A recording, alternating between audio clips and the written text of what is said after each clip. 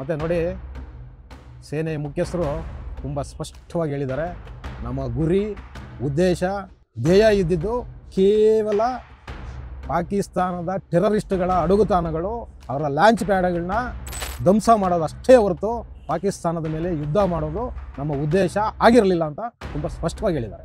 So ಆ ಕಾರಣಕ್ಕೆ ನಾವ್ಯಾರೂ ಬೇಸರ ಮಾಡ್ಕೊಳ್ಳೋ ಅಗತ್ಯ. ಯಾವ ಪಾಪಿಗಳು ನಮ್ಮ 26 ಜನ ಹಿಂದೂ ನಾಗರಿಕರನ್ನು ತಮ್ಮ ಪ್ಯಾಂಟನ್ನು ಬಿಚ್ಚಿಸಿ ಅವ್ರ ನಿಕ್ಕರಲ್ಲಿ ಧರ್ಮನ ಹುಡುಕಿದ್ರಲ್ಲ, ಆ ಪಾಪಿಗಳನ್ನ 150 ಜನ ದೈವ ಸೈನಿಕರನ್ನ ಕೊಂದಾಕ್ಬಿಟ್ಟಿದೆ ನಮ್ಮ ಸೇನೆ. ನಾವು ಇಷ್ಟಕ್ಕೆ ಖುಷಿ ಪಡ್ಬೇಕು. ಹೌದು, ನಮ್ಮ ಸೇನೆಯ ಉದ್ದೇಶ ಏನಿತ್ತು ಅದು ಖಂಡಿತ ಈಡೇರಿದೆ. ಅದು ನಾನು ಹೇಳ್ತಿರೋದಲ್ಲ, ಸೇನೆನೇ ಹೇಳ್ಕೊಂಡಿದೆ. ಇವತ್ತು ಅಷ್ಟೂ ಜನ ದೈವ ಸೈನಿಕರಿದ್ರಲ್ಲ ಅವರೆಲ್ಲ ಮಟಾಶ್ ಆಗಿದ್ದಾರೆ. ಮತ್ತು ನಿನ್ನೆ ಪ್ರಧಾನಮಂತ್ರಿಗಳು ಕೂಡ ತುಂಬ ಸ್ಪಷ್ಟವಾಗಿ ಹೇಳಿದ್ದಾರೆ, ರಕ್ತದ ಒಟ್ಟೊಟ್ಟಿಗೆ ನೀರನ್ನು ಹರಿಸೋಕ್ಕಾಗೋದಿಲ್ಲ ಅಂತ. ಮತ್ತು ಭಯೋತ್ಪಾದನೆ ಜೊತೆಯಲ್ಲಿ ಶಾಂತಿ ಸಾಧ್ಯ ಇಲ್ಲ ಅಂತ. ಮತ್ತು ಪ್ರಧಾನಮಂತ್ರಿಗಳು ಇನ್ನೊಂದು ಹೇಳಿದ್ದಾರೆ, ಆಪರೇಷನ್ ಸಿಂಧೂರ ಇದು ನಿರಂತರವಾಗಿ ಚಾಲ್ತಿಯಲ್ಲಿ ಇರುತ್ತೆ ಅಂತ ಹೇಳಿದ್ದಾರೆ. ಅಂದರೆ ಇದರ ಅರ್ಥ ನಿಂತಿಲ್ಲ, ಇದು ಕೇವಲ ತಾತ್ಕಾಲಿಕ ಯುದ್ಧ ವಿರಾಮ ಅಷ್ಟೇ. ಈ ಪಾಪಿಗಳಿಗೆ, ಪಾಕಿಸ್ತಾನದವರಿಗೆ ಸೈನ್ಯ ಮತ್ತು ಟೆರರಿಸ್ಟ್ಗಳು ಏನು ಭೇದನೇ ಇಲ್ಲ. ಅವರಲ್ಲಿ ಒಬ್ಬ ಸೈನಿಕನೇ ಟೆರರಿಸ್ಟು, ಒಬ್ಬ ಟೆರರಿಸ್ಟೇ ಸೈನಿಕ. ಸೊ ಹೀಗಾಗಿ ಅವರಿಗೆ ಯಾವ ಯುದ್ಧ ಧರ್ಮನೂ ಇಲ್ಲ. ಅದು ನೋಡಿ, ಅವ್ರು ಯುದ್ಧ ಮಾಡಿರೋದು ಕೂಡ, ಅವರು ಡ್ರೋನ್ಗಳನ್ನ ಆರಿಸಿದ್ದು ಕೂಡ 10 ಡ್ರೋನು ಮಿಲಿಟ್ರಿ ಬೇಸ್ಗಳನ್ನು ಗುರಿಯಾಗಿಸ್ಕೊಂಡು ಆರಿಸಿದ್ರೆ, ಇನ್ನು 200 ಡ್ರೋನು ನಾಗರಿಕ ನೆಲೆಗಳ ಮೇಲೆ ಆರಿಸ್ತಿದ್ದಾರೆ. ಅಂದರೆ ಅರ್ಥ ಮಾಡ್ಕೊಳ್ಳಿ, ಹೇಡಿಗಳಿವರು. ಇದ್ರ ಉದ್ದೇಶ ಏನು ಗೊತ್ತಾ? ಒಂದಷ್ಟು ಜನ ನಾಗರಿಕರ ಕೊಲ್ಲೋದು, ಅದನ್ನು ನಮ್ಮ ಸೇನೆ ಮೇಲೆ ಹಾಕೋದು, ನಮ್ಮಲ್ಲೇ ಒಡಕನ್ನು ಹುಟ್ಟಿಸೋದು, ಇಲ್ಲೇ ನಮ್ಮ ಒಳಗಡೆನೇ ಅಶಾಂತಿನ ಮೂಡಿಸೋದು. ಇದನ್ನು ಅಂತಾರಾಷ್ಟ್ರೀಯ ಮಟ್ಟದಲ್ಲಿ ತೊಗೊಂಡೋಗಿ ತೊಗೊಂಡೋಗ್ಬಿಟ್ಟು ಇಡೋದು. ನೋಡಿ, ಹಿಂಗೆಲ್ಲ ಅರಾಜಕತೆ ಆಗ್ತಿದೆ, ಜನರು ಸಾಯ್ತಿದ್ದಾರೆ, ಅಲ್ಲಿ ಯುದ್ಧ ನಿಲ್ಲಿಸಿ ಅಂತ ಹೇಳೋದು. ವೀಕ್ಷಕರೇ, ಆಪರೇಷನ್ ಸಿಂಧೂರ ಇದು ಕೇವಲ ತಾತ್ಕಾಲಿಕ, ಇದು ನಿರಂತರವಾಗಿ ನಡೀತಿರುತ್ತೆ ಅಂತ ಪ್ರಧಾನಮಂತ್ರಿಗಳು ಹೇಳಿದ್ದಾರೆ. ಹಾಗಾಗಿ ಈ ಕದನ ವಿರಾಮ ಇದೆಯಲ್ಲ, ಈ ಕದನ ವಿರಾಮ ಅಲ್ಪಾವಧಿಗೆ ಮಾತ್ರ. ಮತ್ತು ಈ ಕದನ ವಿರಾಮ ಉಗ್ರಗಾಮಿಗಳ ವಿರುದ್ಧ ಸತತವಾಗಿ ಸೇನೆ ನಡೆಸ್ತಾನೇ ಇರುತ್ತೆ ಸೇನೆ. ಮತ್ತು ಸೇನೆ 24/7 ನಮ್ಮ ಎಲ್ಲ ಬಾರ್ಡರ್ಗಳಲ್ಲೂ ಕೂಡ ಸಿದ್ಧವಾಗಿ ನಿಂತಿರುತ್ತೆ. ಪಾಪಿಗಳೇ, ಉಗ್ರಗಾಮಿಗಳೇ, ನೀವೇನು ದೈವ ಸೈನಿಕರೇ, ಕೇಳಿಸ್ಕೊಳ್ಳಿ, ನಿಮ್ಮ ಆಟ ಇನ್ನು ಮುಂದೆ ನಡೆಯಲ್ಲ. ಅರ್ಥ ಆಯ್ತಾ? ನಿಮ್ಮ ಆಟ ಇನ್ನು ಮುಂದೆ ನಡೆಯಲ್ಲ. ಬಂದ್ ಮಾಡಿ. ನೀವು ಒಂದೇ ಒಂದು ಕಾಲನ್ನು ಒಳಗಿಟ್ರೆ ನಿಮ್ಮ ಇಡೀ ದೇಹನ ನಮ್ಮ ಸೇನೆ ಸುತ್ತಾಕುತ್ತೆ. ಟಿ ವಿ ವಿಕ್ರಮದ ಪ್ರೀತಿಯ ನೋಡುಗರಿಗೆ ಟ್ಯಾಕ್ಸಿವಾಲಾ ಕಾರ್ಯಕ್ರಮಕ್ಕೆ ಸ್ವಾಗತ. ನಾನು ನಿಮ್ಮ ನರಸಿಂಹಮೂರ್ತಿ. ವೀಕ್ಷಕರೇ, ಇವತ್ತಿದು ಗೊತ್ತಾಯಿದೆ, ಯುದ್ಧ ನಿಂತಿದೆ, ಸೀಸ್ ಫೈರ್ ಆಗಿದೆ. ಅದಕ್ಕೆ ಈ ವಿಚಾರನ ಮಾತಾಡೋಕ್ಕೆ ಮುಂಚೆ ನಮ್ಮ 3 ಸೇನೆಯ ಸೈನಿಕರಿಗೆ ಮತ್ತು ಸೈನ್ಯಕ್ಕೆ ಒಂದು ಸಲ್ಯೂಟ್. ಏನಕ್ಕೆ ಅಂದರೆ, ಇವತ್ತು ಈ ಪಾಪಿಗಳಿದ್ದಾರಲ್ಲ, ಈ ಪಾಕಿಸ್ತಾನದವರು ಹುಟ್ಟಡಗಿಸಿ ಇವತ್ತು ಅವರ ಅಡಗುತಾಣಗಳನ್ನ ನಿರ್ನಾಮ ಮಾಡಿದ್ದಾರೆ. ವೀಕ್ಷಕರೇ, ಸಾಕಷ್ಟು ಜನರಿಗೆ ನಿಮಗೆ ಬೇಸರ ಇರ್ಬೋದು, ನನ್ನೂ ಸೇರಿಕೊಂಡು ಖಂಡಿತ ಬೇಸರ ಇದೆ. ಏನಕ್ಕೆ ಅಂದರೆ, ಇಷ್ಟು ಬೇಗ ಸೀಸ್ ಫೈರ್ ಆಗೋಯ್ತಾ? ಇವ್ರಿಗೆ ಇನ್ನೂ ಪಾಠ ಕಲಿಸ್ಬೇಕಾಗಿತ್ತು. ಯಾಕೆ ಇಷ್ಟು ಬೇಗ ಇದನ್ನ ಸೀಸ್ ಫೈರ್ ಮಾಡಿದ್ರು, ಯುದ್ಧ ವಿರಾಮನ ಘೋಷಣೆ ಮಾಡಿದ್ರು?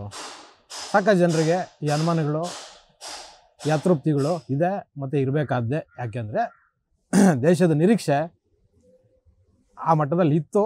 ಆದರೆ ನೋಡಿ, ನಿನ್ನೆ 3 ಸೇನೆಯ ಮುಖ್ಯಸ್ಥರು ಮತ್ತು ಪ್ರಧಾನಮಂತ್ರಿಗಳು ಬೇರೆ ಬೇರೆ ಸಮಯದಲ್ಲಿ ಪ್ರೆಸ್ ಮೀಟ್ ಮಾಡಿದ್ದಾರೆ. ಯುದ್ಧ ಶುರುವಾದಾಗಿಂದ, ಅಂದರೆ ಆಪರೇಷನ್ ಸಿಂಧೂರ್ ಶುರುವಾದಾಗಿಂದ ಕೊನೆಯಾಗೋ ವೇಳೆಗೆ ಏನೆಲ್ಲ ಪಾಕಿಸ್ತಾನಕ್ಕೆ ನಾವು ಹಾನಿ ಮಾಡಿದ್ವಿ ಮತ್ತು ಪಾಕಿಸ್ತಾನ ಕಡೆಯಿಂದ ನಮಗೆ ಏನೆಲ್ಲ ಹಾನಿ ಆಗೋದಕ್ಕೆ ಅವರು ಪ್ರಯತ್ನ ಪಟ್ಟರು, ಅದಕ್ಕೆ ಹೆಂಗೆ ಉತ್ತರ ಕೊಟ್ವಿ ಅನ್ನೋದನ್ನು ತುಂಬ ಸವಿಸ್ತಾರವಾಗಿ ಪ್ರೆಸ್ ಮೀಟಲ್ಲಿ ಹೇಳಿದ್ದಾರೆ. ಹಾಗಾಗಿ ನನ್ನ ಮನವಿ ವೀಕ್ಷಕರಲ್ಲಿ ನಾವು ಯಾರೂ ಬೇಸರ ಮಾಡ್ಕೊಳ್ಳೋ ಅಗತ್ಯನೇ ಇಲ್ಲ.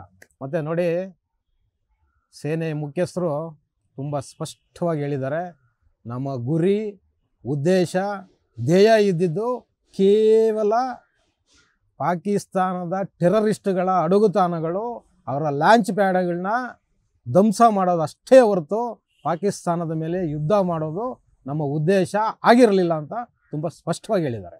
ಸೊ ಆ ಕಾರಣಕ್ಕೆ ನಾವು ಯಾರೂ ಬೇಸರ ಮಾಡ್ಕೊಳ್ಳೋ ಅಗತ್ಯ ಇಲ್ಲ. ಯಾವ ಪಾಪಿಗಳು ನಮ್ಮ 26 ಜನ ಹಿಂದೂ ನಾಗರಿಕರನ್ನು ತಮ್ಮ ಪ್ಯಾಂಟನ್ನು ಬಿಚ್ಚಿಸಿ ಅವ್ರ ನಿಕ್ಕರಲ್ಲಿ ಧರ್ಮನ ಹುಡುಕಿದ್ರಲ್ಲ, ಆ ಪಾಪಿಗಳನ್ನ 150 ಜನ ದೈವ ಸೈನಿಕರನ್ನ ಕೊಂದಾಕ್ಬಿಟ್ಟಿದೆ ನಮ್ಮ ಸೇನೆ. ನಾವು ಇಷ್ಟಕ್ಕೆ ಖುಷಿ ಪಡ್ಬೇಕು. ಹೌದು, ನಮ್ಮ ಸೇನೆಯ ಉದ್ದೇಶ ಏನಿತ್ತು ಅದು ಖಂಡಿತ ಈಡೇರಿದೆ. ಅದು ನಾನು ಹೇಳ್ತಿರೋದಲ್ಲ, ಸೇನೆಯೇ ಹೇಳ್ಕೊಂಡಿದೆ. ಇವತ್ತು ಅಷ್ಟೂ ಜನ ದೈವ ಸೈನಿಕರಿದ್ರಲ್ಲ, ಅವರೆಲ್ಲ ಮಟಾಶಾಗಿದ್ದಾರೆ. ಮತ್ತು ನಿನ್ನೆ ಪ್ರಧಾನಮಂತ್ರಿಗಳು ಕೂಡ ತುಂಬ ಸ್ಪಷ್ಟವಾಗಿ ಹೇಳಿದ್ದಾರೆ, ರಕ್ತದ ಒಟ್ಟೊಟ್ಟಿಗೆ ನೀರನ್ನು ಹರಿಸೋಕ್ಕಾಗೋದಿಲ್ಲ ಅಂತ. ಮತ್ತು ಭಯೋತ್ಪಾದನೆ ಜೊತೆಯಲ್ಲಿ ಶಾಂತಿ ಸಾಧ್ಯ ಇಲ್ಲ ಅಂತ. ಮತ್ತು ಪ್ರಧಾನಮಂತ್ರಿಗಳು ಇನ್ನೊಂದು ಹೇಳಿದ್ದಾರೆ, ಆಪರೇಷನ್ ಸಿಂಧೂರ ಇದು ನಿರಂತರವಾಗಿ ಚಾಲ್ತಿಯಲ್ಲಿ ಇರುತ್ತೆ ಅಂತ ಹೇಳಿದ್ದಾರೆ. ಅಂದರೆ ಇದರ ಅರ್ಥ ನಿಂತಿಲ್ಲ, ಇದು ಕೇವಲ ತಾತ್ಕಾಲಿಕ ಯುದ್ಧ ವಿರಾಮ ಅಷ್ಟೇ. ಅಂದರೆ ಇವತ್ತು ಕೊಟ್ಟಿರೋ ಪೆಟ್ಟಿದೆಯಲ್ಲ, ಪಾಕಿಸ್ತಾನ ಇನ್ನು ಹೆಚ್ಚು ಕಮ್ಮಿ 4-5 ವರ್ಷ ಸುಧಾರಿಸ್ಕೋಬೇಕು. ಹೌದು, ಅವ್ರದ್ದು ಏನು ಅಡಗುತಾಣಗಳಿತ್ತಲ್ಲ ಉಗ್ರಗಾಮಿಗಳದು ಎಲ್ಲ ಧ್ವಂಸ ಮಾಡಿದ್ದಾರೆ. ಮತ್ತು ನೋಡಿ, ನಾವಿಲ್ಲಿ ಅರ್ಥ ಮಾಡ್ಕೊಬೇಕಾಗಿರೋದು ಒಂದೇನೆಂದರೆ, ಈ ಪಾಪಿಗಳಿಗೆ, ಪಾಕಿಸ್ತಾನದವರಿಗೆ ಸೈನ್ಯ ಮತ್ತು ಟೆರರಿಸ್ಟ್ಗಳು ಏನು ಭೇದನೇ ಇಲ್ಲ ಅವರಲ್ಲಿ. ಒಬ್ಬ ಸೈನಿಕನೇ ಟೆರರಿಸ್ಟು, ಒಬ್ಬ ಟೆರರಿಸ್ಟೇ ಸೈನಿಕ. ಸೊ ಹೀಗಾಗಿ ಅವರಿಗೆ ಯಾವ ಯುದ್ಧ ಧರ್ಮನೂ ಇಲ್ಲ. ಹೌದು ನೋಡಿ, ಅವ್ರು ಯುದ್ಧ ಮಾಡಿರೋದು ಕೂಡ, ಅವರು ಡ್ರೋನ್ಗಳನ್ನ ಆರಿಸಿದ್ದು ಕೂಡ 10 ಡ್ರೋನು ಮಿಲ್ಟ್ರಿ ಬೇಸ್ಗಳನ್ನು ಗುರಿಯಾಗಿಸ್ಕೊಂಡು ಆರಿಸಿದ್ರೆ, ಇನ್ನು 200 ಡ್ರೋನು ನಾಗರಿಕ ನೆಲೆಗಳ ಮೇಲೆ ಆರಿಸ್ತಿದ್ದಾರೆ. ಅಂದರೆ ಅರ್ಥ ಮಾಡ್ಕೊಳ್ಳಿ, ಹೇಡಿಗಳಿವರು. ಇದ್ರ ಉದ್ದೇಶ ಏನು ಗೊತ್ತಾ? ಒಂದಷ್ಟು ಜನ ನಾಗರಿಕರನ್ನ ಕೊಲ್ಲೋದು, ಅದನ್ನು ನಮ್ಮ ಸೇನೆ ಮೇಲೆ ಹಾಕೋದು, ನಮ್ಮಲ್ಲೇ ಒಡಕನ್ನು ಹುಟ್ಟಿಸೋದು, ಇಲ್ಲೇ ನಮ್ಮ ಒಳಗಡೆನೇ ಅಶಾಂತಿನ ಮೂಡಿಸೋದು. ಇದನ್ನು ಅಂತಾರಾಷ್ಟ್ರೀಯ ಮಟ್ಟದಲ್ಲಿ ತೊಗೊಂಡೋಗಿ ಅಂತಾರಾಷ್ಟ್ರೀಯ ಮಟ್ಟದಲ್ಲಿ ತೊಗೊಂಡೋಗ್ಬಿಟ್ಟು ಇಡೋದು. ನೋಡಿ, ಹಿಂಗೆಲ್ಲ ಅರಾಜಕತೆ ಆಗ್ತಿದೆ, ಜನರು ಸಾಯ್ತಿದ್ದಾರೆ, ಅಲ್ಲಿ ಯುದ್ಧ ನಿಲ್ಲಿಸಿ ಅಂತ ಹೇಳೋದು. ವೀಕ್ಷಕರೇ, ಇಂಥ ಯಾವುದಕ್ಕೂ ಈ ಸಲ ನಮ್ಮ ಸೇನೆ ಅವಕಾಶನೇ ಕೊಡಲಿಲ್ಲ. ಏನಕ್ಕೆ ಅಂದರೆ, ಅವ್ರು ಹಾರಿಸಿದ್ದು ಯಾವ ಡ್ರೋನು ಕೂಡ ನಮ್ಮ ಮಿಲಿಟ್ರಿ ನೆಲೆ ಮೇಲೆ ಬೀಳಲೇ ಇಲ್ಲ. ಸಣ್ಣ ಪುಟ್ಟ ಆಗಿದೆ ಕಾಶ್ಮೀರ, ಕೆಲವು ಭಾಗಗಳಲ್ಲಿ, ಕಾಶ್ಮೀರ, ಜಮ್ಮು, ಕೆಲವು ಭಾಗಗಳಲ್ಲಿ ಸಣ್ಣ ಪುಟ್ಟ ಆಗಿದೆ. ಒಂದಷ್ಟು ಜನ ನಮ್ಮವರು ಕೂಡ ಸತ್ತೋಗಿದ್ದಾರೆ. ಮತ್ತು ಆ ಕಡೆ ತುಂಬ ಆಗಿದೆ ಅಂತ ನಮ್ಮ ಸೇನೆಯೇ ಹೇಳಿದೆ. ಹೌದು, ತುಂಬ ಕ್ಯಾಶುಯಾಲಿಟೀಸ್ ಆಗಿದೆ, ತುಂಬ ಜನ ಸೈನಿಕರು ಸತ್ತಿದ್ದಾರೆ. ಅದು ವಿಶೇಷವಾಗಿ ಏನಂದರೆ, ಈ ಪಾಪಿಗಳು ಉಗ್ರಗಾಮಿಗಳು ಸತ್ತೋಗಿದ್ದಾರೆ. ಇವತ್ತು ನಾವು ತುಂಬ ಖುಷಿ ಪಡಬೇಕಾಗಿರೋ ವಿಚಾರ ಅಂದರೆ, ಈ ಹಂದಿಗಳನ್ನ ಕೊಂದಾಕಿದ್ದೆ ನಮ್ಮ ಸೇನೆ. ಮತ್ತು ನಮ್ಮ ಸೇನೆಯ ಉದ್ದೇಶನೂ ಕೂಡ ತುಂಬ ಸ್ಪಷ್ಟವಾಗಿತ್ತು, ಗುರಿ ಅವರೇ. ಆದರೆ ನೋಡಿ, ಈ ಟೆರರಿಸ್ಟ್ಗಳ ಮೇಲೆ ಸೇನೆ ಹೋಗಿ ದಾಳಿ ಮಾಡಿ ಬಂದಾದಮೇಲೆ ಪಾಕಿಸ್ತಾನ ಸೇನೆ ಯುದ್ಧಕ್ಕಿಳಿತು. ಹೌದು, ಏನಕ್ಕೆ ಇವತ್ತು ನಮ್ಮ ದೇಶದ 3 ಸೇನೆಗಳು, ಇದು ಬರೀ ಒಬ್ಬರು ಮಾಡಿದ ಕಾರ್ಯಾಚರಣೆ ಅಲ್ಲ, ನಮ್ಮದು ನೌಕಾಪಡೆ, ವಾಯುಪಡೆ ಮತ್ತು ಆರ್ಮಿ, ಈ 3 ಜನ ಸೇರ್ಕೊಂಡು ಈ ಕಾರ್ಯಾಚರಣೆ ಮಾಡಿರೋದು. ಅವ್ರದ್ದು ಬರೀ ಈ ಟೆರರಿಸ್ಟ್ಗಳ ಲಾಂಚ್ ಪ್ಯಾಡ್ಗಳೆಲ್ಲ ಮತ್ತು ಅವ್ರ ತರಬೇತಿ ಕೇಂದ್ರಗಳಷ್ಟೇ ಅಲ್ಲ, ಇಸ್ಲಾಮಾಬಾದ್ಗೆ ಮತ್ತು ರಾವಲ್ಪಿಂಡಿಗೂ ಕೂಡ ನಮ್ಮ ಸೇನೆ ಮಿಸೈಲ್ಗಳನ್ನ ಕಳಿಸಿ ಹೊಡೆದಿದ್ದಾರೆ. ಇಸ್ಲಾಮಾಬಾದು ಪಾಕಿಸ್ತಾನದ ರಾಜಧಾನಿ. ಹೌದು, ಇಸ್ಲಾಮಾಬಾದು ಕೂಡ ಹೊಡೆದಿದ್ದಾರೆ. ಆಮೇಲೆ ರಾವಲ್ಪಿಂಡಿ ಏನಂದರೆ, ಅದು ಸೇನೆಯ ಕೇಂದ್ರ ಕಚೇರಿ. ಇವತ್ತು ಆ ಸೇನೆಯ ಕೇಂದ್ರ ಕಚೇರಿಗೂ ಕೂಡ ಮಿಸೈಲ್ನ ಕಳಿಸೋ ಮುಖಾಂತರ ಪಾಕಿಸ್ತಾನಿಗೆ ಒಂದು ಎಚ್ಚರಿಕೆಯನ್ನು ಕೊಟ್ಟಿದೆ ಸೇನೆ. ಏನು ಎಚ್ಚರಿಕೆ ಅಂದರೆ, ನಿಮ್ಮ ದೇಶದ ಯಾವುದೇ ಜಾಗಗಳು ನಮ್ಮ ಮಿಸೈಲ್ನ ಕಣ್ಣಳಿತನಲ್ಲಿದ್ದಾವೆ. ನಾವು ಯಾವಾಗ ಬೇಕಾದರೂ ನಿಮ್ಮ ಜಾಗಕ್ಕೆ, ನಿಮ್ಮ ಮಿಲಿಟರಿ ಬೇಸ್ಗಳಿಗೆ, ನಿಮ್ಮ ಟೆರರಿಸ್ಟ್ಗಳ ಅಡಗು ತಾಣಕ್ಕೆ, ಸಾಧ್ಯವಾದರೆ ನೀವು ಇರೋ ಮನೆಗಳಿಗೂ ಕೂಡ ನಮ್ಮ ಮಿಸೈಲ್ಗಳು ಬಂದು ತಲುಪುತ್ತೆ ಅನ್ನೋದನ್ನು ತುಂಬ ಸ್ಪಷ್ಟವಾಗಿ ಇವತ್ತು ಸೇನೆ ಮೆಸೇಜ್ ಕೊಟ್ಟಿದೆ. ಹೌದು, ಅವರ ಎಲ್ಲ ಇಡೀ ಪಾಕಿಸ್ತಾನ ನಮ್ಮ ಸೇನೆಯ ಮಿಸೈಲ್ಗಳ ಕಣ್ದೃಷ್ಟಿನಲ್ಲಿದ್ದಾವೆ. ಹೌದು ವೀಕ್ಷಕರೇ, ಈ ಕಾರಣಕ್ಕೋಸ್ಕರನೇ ಪಾಕಿಸ್ತಾನ ಇವತ್ತು ಅಂತಾರಾಷ್ಟ್ರೀಯ ಮಟ್ಟದಲ್ಲಿ ಒತ್ತಡ ಹಾಕಿ, ಅಮೇರಿಕದ ಮೇಲೆ ಒತ್ತಡ ಹಾಕಿ ಈ ಸೀಸ್ಫೈರ್ನ ತೊಗೊಂಡು ಬಂದಿದೆ. ಬಟ್ ಅವನೊಬ್ಬ ಇದ್ದಾನೆ ಅಯೋಗ್ಯ, ಅಮೇರಿಕದಲ್ಲಿ ಟ್ರಂಪು. ಅವನು ಹೇಳ್ತಿದ್ದಾನೆ ನಾನು ಇದನ್ನು ಮಾಡಿಸಿದ್ದು ಅಂತ. ಆದರೆ ನಮ್ಮ ಪ್ರಧಾನಮಂತ್ರಿಗಳು ತುಂಬ ಸ್ಪಷ್ಟವಾಗಿ ಹೇಳಿದ್ದಾರೆ. ಮತ್ತು ನಮ್ಮ ಸರ್ಕಾರ, ನಮ್ಮ ಪ್ರಧಾನಮಂತ್ರಿಗಳದು ಸ್ಪಷ್ಟವಾಗಿ ಮೊದಲು ಹೇಳಿದ್ರು ಅವರು, ಇದು ನಮ್ಮ ಸಮಸ್ಯೆ ನಾವು ಬಗೆಹರಿಸ್ಕೊಳ್ತೀವಿ ಅಂತ. ಇದರಲ್ಲಿ ಮೂರನೆಯವರು ಮಧ್ಯಸ್ಥಿಕೆಯ ಅವಶ್ಯಕತೆ ಇಲ್ಲ ಅಂತ ಪ್ರಧಾನಮಂತ್ರಿಗಳು ಮೊದಲು ಹೇಳಿದರು. ಆದರೆ ಟ್ರಂಪ್ ಟ್ವೀಟ್ ಮಾಡಿದ್ದಾರೆ, ಇದು ನನ್ನ ಮಧ್ಯಸ್ಥಿಕೆಯಲ್ಲಾಗಿದ್ದು ಅಂತ. ಇದನ್ನು ಕೇಂದ್ರ ಸರ್ಕಾರ, ನರೇಂದ್ರ ಮೋದಿ ತುಂಬ ಸ್ಪಷ್ಟವಾಗಿ ಹೇಳಿದ್ದಾರೆ. ಇದರಲ್ಲಿ ಅಮೇರಿಕದ ಯಾವ ಮಧ್ಯಸ್ಥಿಕೆಯೂ ಇಲ್ಲ. ನಮ್ಮ DGMOಗಳು ಮತ್ತು ಪಾಕಿಸ್ತಾನದ DGMO ಮಧ್ಯೆ ನಡೆದಿರೋಂಥ ಮಾತುಕತೆ ಇದು. ಅವರ ಒಂದು ಮಧ್ಯಸ್ಥಿಕೆಯಿಂದ ನಾವು ಸೀಸ್ಫೈರ್ ಮಾಡ್ತಾಯಿದ್ದೀವಿ. ಮತ್ತು ಇದು ಪಾಕಿಸ್ತಾನದಿಂದಲೇ ಒತ್ತಾಯ ಬಂದಿದ್ದು. ಅವರೇ ಕರೆ ಮಾಡಿ ಸೀಸ್ಫೈರ್ ಮಾಡಬೇಕು ಅಂತ ಕೇಳಿದ ಕಾರಣಕ್ಕೋಸ್ಕರ ನಾವು ಸೀಸ್ಫೈರ್ ಮಾಡಿದ್ದೀವಿ ಅಂತ ಹೇಳ್ತೀವಿ. ಯಾವುದೇ ಕಾರಣಕ್ಕೂ ಇದರಲ್ಲಿ ಅಮೇರಿಕದ ಮಧ್ಯಸ್ಥಿಕೆ ಇಲ್ಲ. ಯಾಕೆಂದರೆ ಸರ್ಕಾರ ತುಂಬ ಸ್ಪಷ್ಟವಾಗಿ ಹೇಳಿತ್ತು, ಇದು ಎರಡು ದೇಶಗಳ ಸಮಸ್ಯೆ, ನಮ್ಮ ಸಮಸ್ಯೆ ಇದು, ನಾವು ಬಗೆಹರಿಸ್ಕೊತೀವಿ, ಇದರಲ್ಲಿ ಯಾರು ಮಧ್ಯೆ ಬರೋದು ಬೇಡ ಅಂತ.